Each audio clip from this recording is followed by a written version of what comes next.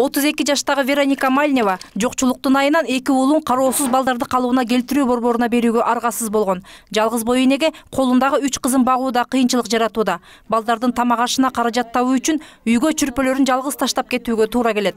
Кыйынчылык менен тапкан каражаты отунга, электр энергиясына жана батир акысын төлөөгө кетет экен. Калган каражат балдарды ачка калтырбай багууга өпчап жетерин айтат. Я своими силами, когда мне было очень сильно тяжело. Кыйын кездерде балдар үчүн кайыр сураганга чейин бардым. Бишкектеги Дордой базарында кайыр сурап каражат таптым. Балдарым ачка калбасын, кийими бүтүн болсун деп.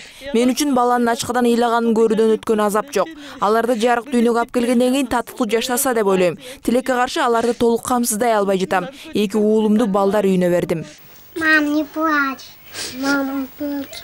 Улуттук статистикалык комитеттин маалыматы боюнча Кыргызстандагы калктын 40% жакыр жашайт. Өкмөттүн жакырчылыкты жоюу боюнча жүргүзгөн саясаты натыйжасын бербей жатканы айтылууда.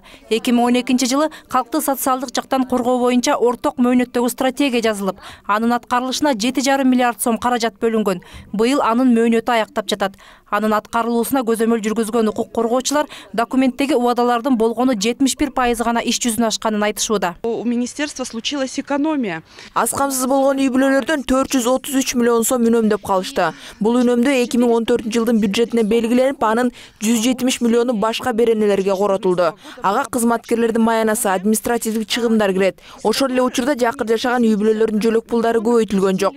Бул бюджеттик укук боюнча мыйзамды одоно бузууга жатат. Ошол эле учурда стратегиядагы эң негизги милдеттерге көңүл бурулбай калган. 2014 жылга өтө жакыр жашаган калктын жөлөк пулдарын көбөйтүү милдети коюлган эле. Анын өлчөмү 812 сомго жетиши керек болчу. Бирок социалдык өнүктүрүү министрлигинин демилгеси менен кепилденген кирешенин эң төмөнкү өлчөмү азайтылды. Анын аркасы менен аз камсыз болгон үй бүлөлөрдүн балдары алган жөлөк пул да кыйла кыскарган. Бүгүнкү күндө бир балага 500 сом бөлүнөт. Аны ар бир күнгө бөлгөндө 16 гана сомдон тиет. Бул каражат баланын муктаждыктарынын жарымын да жаба албайт дешет укук коргоочулар. Бирок министрлик бул чындыкты моюнга алгысы келбейт. Бул баягы кээ бир туура эмес түшүнгөн коомчулуктагы адамдардын, НПОшниктердин туура эмес көз карашы. Биз усиление адресности катары жанагы закондорго өзгөртүүлөрдү киргизгенбиз. Мисалы, эгерде студент болуп окуп атса, ал 23 жашка чейин пособие алчу.